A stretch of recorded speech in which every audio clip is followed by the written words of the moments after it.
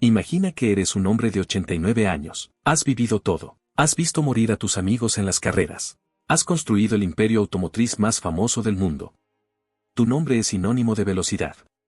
Pero sabes que te queda poco tiempo. Sientes que el final está cerca. Miras a tu alrededor, a tu propia compañía, en 1986. Y lo que ves no te gusta. Ves coches que se han vuelto suaves. Coches diseñados para estrellas de Hollywood en Miami Vice. Coches con asientos de cuero cómodos, aire acondicionado y música suave. Sientes que tu legado se está diluyendo.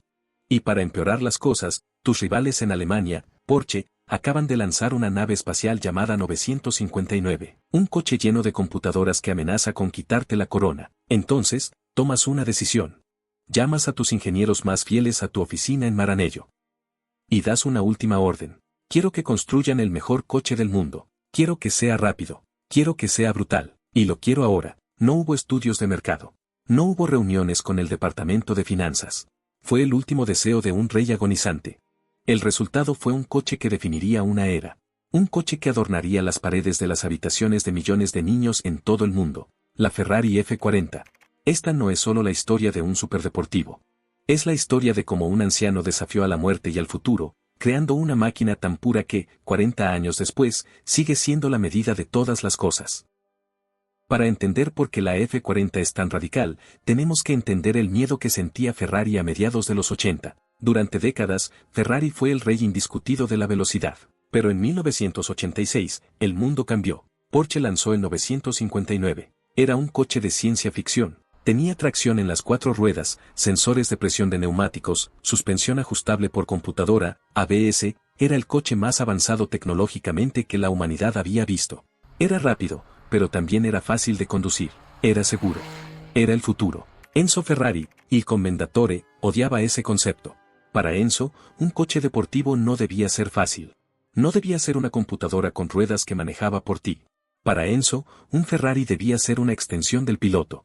Debía ser peligroso, ruidoso y exigir respeto. Ferrari se estaba preparando para celebrar su 40º aniversario en 1987. Enzo no quería celebrar ese aniversario con un coche de lujo. Quería celebrarlo con un coche de carreras con matrícula. El problema era el tiempo. Desarrollar un coche desde cero toma, normalmente, 3 o 4 años. Enzo les dio a sus ingenieros apenas 11 meses. Era una misión casi imposible, pero había un secreto. Ferrari tenía un proyecto muerto escondido en el garaje, la 288 GTO Evoluzione. Era un monstruo diseñado para el famoso Grupo B de rally y pista, pero como el Grupo B fue cancelado por ser demasiado peligroso, esos prototipos quedaron abandonados.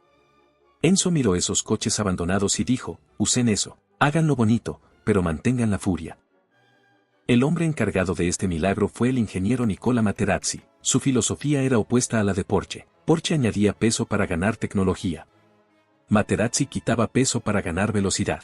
La F40 es un ejercicio de anorexia mecánica. El chasis tubular de acero se reforzó con paneles de Kevlar y fibra de carbono. Fue uno de los primeros coches de producción en usar tanta fibra de carbono en su carrocería.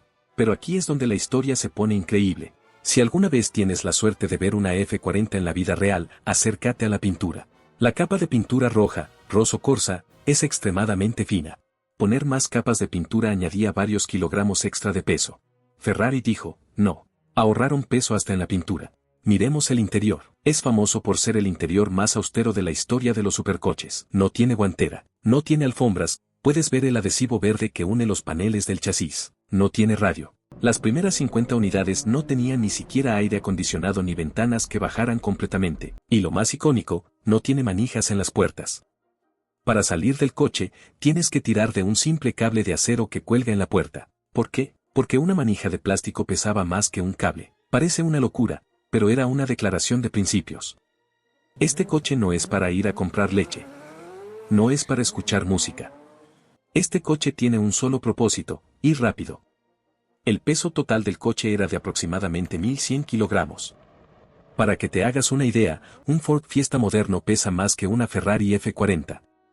Y ese Ford Fiesta tiene 100 caballos. La F40 tenía algo mucho más siniestro detrás de los asientos. En los años 80, la Fórmula 1 vivía la era turbo. Motores pequeños que producían más de 1000 caballos de fuerza en clasificación. Enzo quería esa tecnología en la calle. El motor de la F40 es un V8 de 2.9 litros twin turbo. Código F120A. Producía 478 caballos de fuerza. Hoy en día, 478 caballos no parece mucho. Un BMW M3 o un Mercedes AMG tienen más. Pero recuerda el peso. La relación peso-potencia de la F40 era superior a la de casi cualquier cosa en el planeta. Pero lo que hacía especial a este motor no era el número. Era la violencia. Los turbos de los años 80 no eran como los de hoy. Hoy, los turbos son suaves, progresivos. En la F40, tenías algo llamado turbo lag, retraso del turbo. Pisabas el acelerador a 2000 revoluciones y no pasaba nada. El coche parecía un Fiat normal. Pero cuando la aguja llegaba a 4000 revoluciones, los dos turbos IHI japoneses despertaban de golpe. Era como si un gigante te pateara la espalda. La potencia llegaba toda junta, de forma explosiva. Los neumáticos traseros, unos inmensos Pirelli P0 diseñados específicamente para este coche, gritaban pidiendo piedad.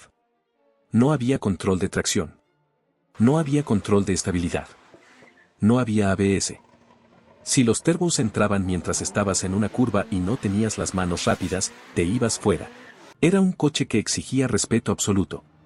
El sonido de ese V8 no era el aullido agudo de los V12 antiguos. Era un rugido grave, soplado, industrial. Era el sonido de la potencia pura comprimiendo el aire.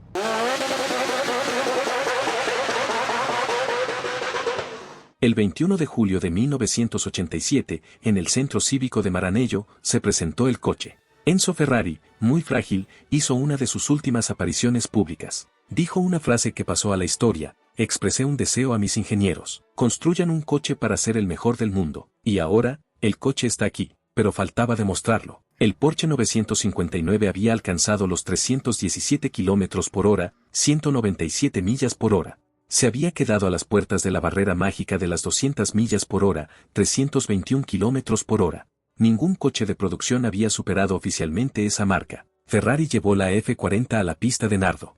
El piloto de pruebas pisó a fondo. 300, 310, 320, Ferrari alegó que había alcanzado 324 km por hora, 201 millas por hora. Sin embargo, esta cifra ha sido objeto de debate durante décadas. Pruebas independientes de revistas especializadas como Road Track y Car and Driver registraron velocidades entre 315 y 321 km por hora.